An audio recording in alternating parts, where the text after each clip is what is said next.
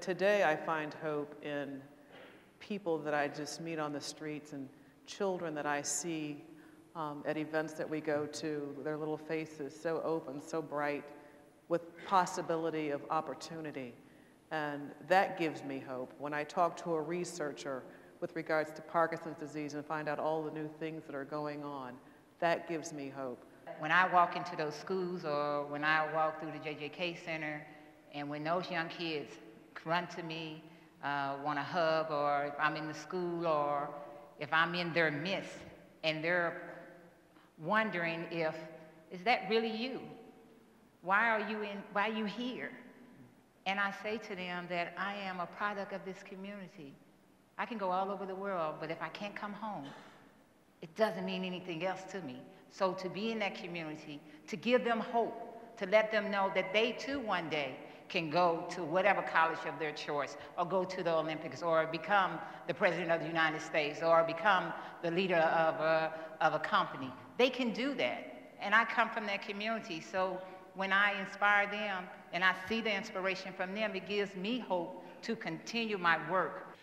When I went on to play at the professional level in the National Football League, there were coaches and people in the front office that gave me hope at every level of my life. And how did they do that, Troy? They spoke life into me when there was times I didn't believe in myself or my abilities, or because of where I've come from.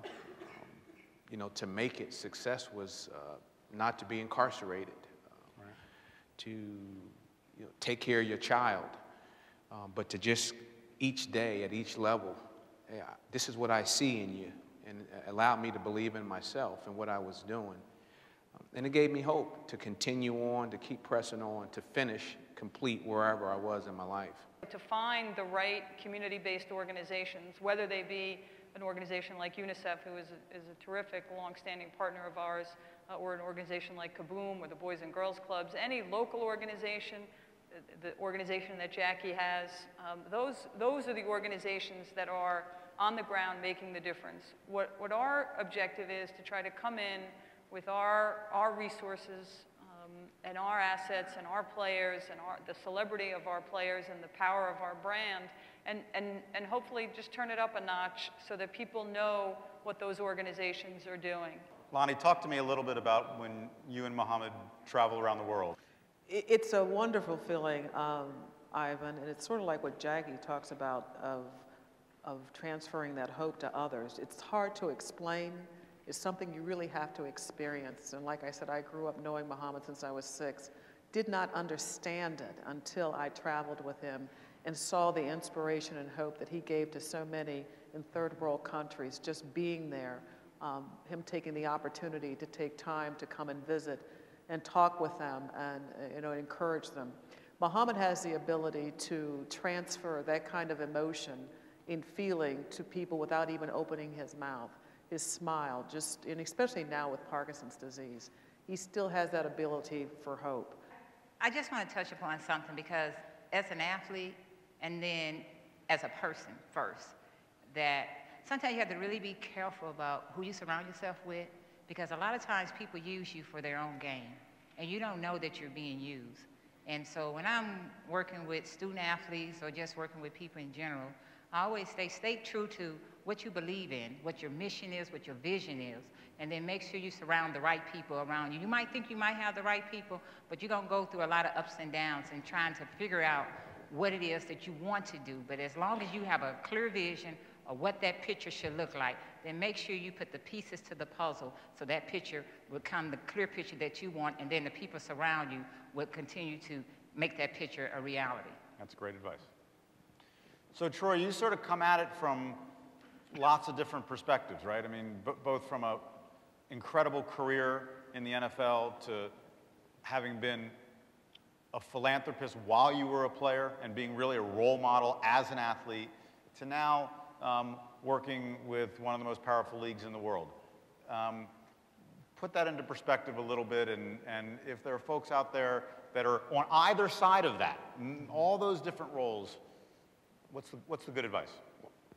I want to put it back on the athlete.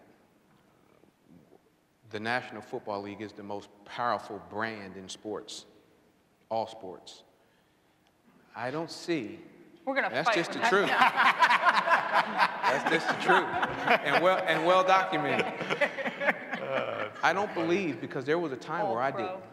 The athlete doesn't see himself as part of the fabric. So if we can bring the power of the brand, take the power of the brand and all of our brands, and the influence of the athlete to meet, we can now make true social change.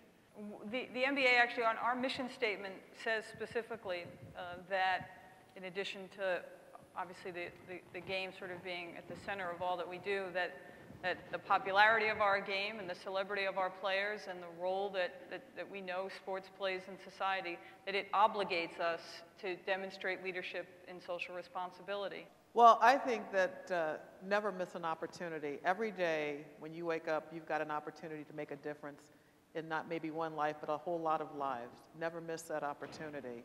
And never minimize the impact that you can have, you know. And we talk about, Jackie was talking about volunteering and, you know, in a school where resources are limited, libraries, you know, places of interest, things that encourage kids. There's always an opportunity to give back every day of your life, and I suggest you take and grab hold of that opportunity.